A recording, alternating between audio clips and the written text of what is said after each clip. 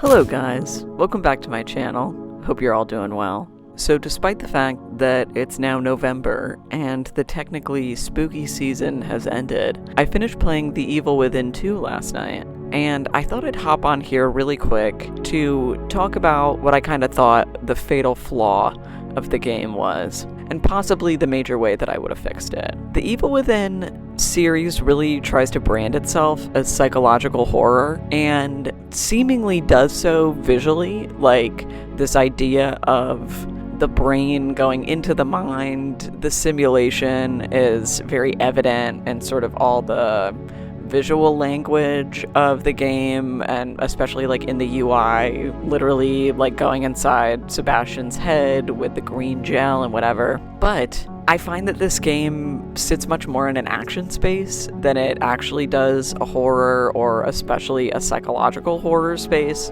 And so, at least when I think of all of the psychological thrillers or horror, any sort of media like that I'm really interested in, the sort of cornerstone of any of those works is the characters. While obviously the plot is very important, it is fundamentally driven by who the characters are, what secrets they're hiding, what relationships they have with one another, etc. And in order to do that successfully, you have to have a protagonist that's legitimately interesting and has layers that, we're able to peel back as the story goes on. And this is where the Evil Within franchise completely fails, because Sebastian Castellanos is literally the blandest, most uninteresting, uninspired protagonist I've probably ever seen in my entire life. Even for somebody who I think is a complete airhead like Leon Kennedy, by the end of the Resident Evil 2 remake, he had genuine depth, and I was actually feeling for him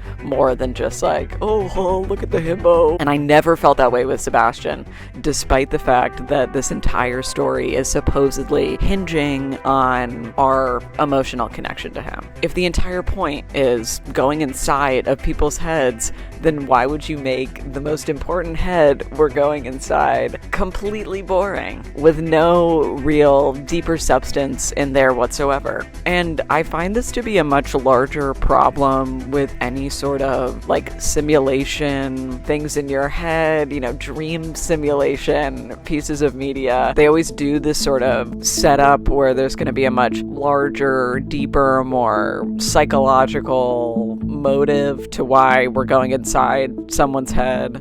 We're doing therapy inside your head or whatever, and that literally never ends up happening. It ends up just being detectives doing fucking normal detective work, but just in their dreams. It might be an unpopular opinion, but I very much felt that way throughout Paprika. I felt that way in The Cell, trying to make it seem deeper than it really is. And so the way I think that this game probably could have fixed this, or I would have fixed this by rewriting it, is specifically within Myra. I think Myra's a really interesting character, and I think the setup of her as a character is a much more interesting path for a game to go. What if we had the game from her perspective instead? You spend all this time trying to find your daughter, you go insane getting gaslit by your husband and basically like the world at large, until they themselves take you, and through, sort of the only act of rebellion left, you sort of make yourself captive in this thing with your daughter. So you're able to have her back, but you're stuck, in this horrible place together. And now, you end up fundamentally going insane. I think that's a much more interesting premise, and also brings up a lot more layers, the thematic resonance in there. You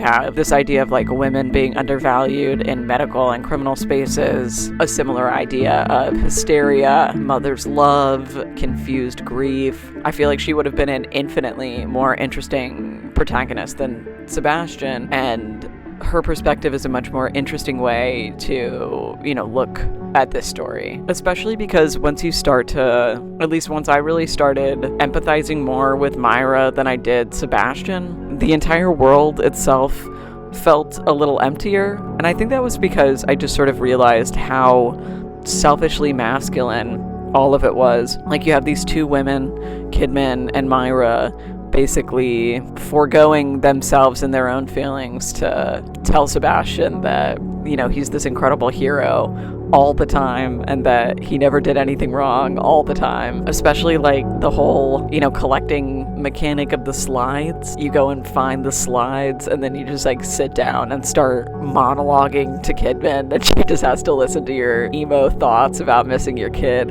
You know, and of course, like, Myra is wearing, you know, this like sexy revealing outfit when she's the villain, because of course the thing that the mother who is here to try and save her child from all of these evil people that will never leave her alone, the thing she's worried about is showing as much skin to all the evil fake zombies. That's totally the most important thing to a character like her. But so anyways, to just sort of bring it back to being able to play as Myra, I think a really interesting thing about that, you would be able to do the sort of things that she's doing with like these world shifting mechanics, and that would kind of fit you in like a Jesse Faden from Control space, which is also like, I know that came out a little bit after this game, but that's a game that I think is so underrated in ability to be able to literally like transmute whatever matter is, you know, in front of you in this game.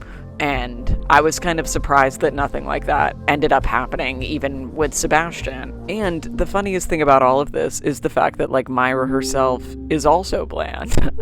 But if you did make her the protagonist, and we experience the world of STEM and Union from her perspective, either with Sebastian as, you know, an unknowing ally, or kind of reshifting the perspective and making him the antagonist, that would give you so much more to do both in gameplay and empathetically, you know, with her as a character. Imagine if you were the protagonist sacrificing yourself for Lily to take Mobius down. If we're gonna do the really sad thing where we make her turn into some horrible giant monster and she gets trapped in the simulation forever after fighting her, you know, entire life to try to save her family, then at least we could, you know, be the ones making that decision or backing her up. It just makes me sad that they end up really using Myra to pad Sebastian's ego and more of like this big villain plot twist, but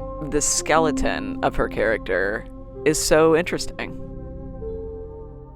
Thank you so much for watching. I'm interested to hear what everybody has to say about this, and I'm sorry that I stupidly could not have just finished playing this game like a couple of weeks ago so I could have had this out as like a little Halloween video, but you know how it is. I have a couple of larger projects that I've been working on for quite a while that are very slowly but surely making their way to your screens, and so I hope you've enjoyed some of this shorter form content while I've been trucking through all of that. As always, I would love to hear any comments that you have about this or any suggestions you have for videos in the future. It would also be very cool if you were to ring that bell, maybe get some notifications whenever I post. I don't know if you've ever heard anybody say anything about that at the end of a video before, but anyways, I'll see you next time.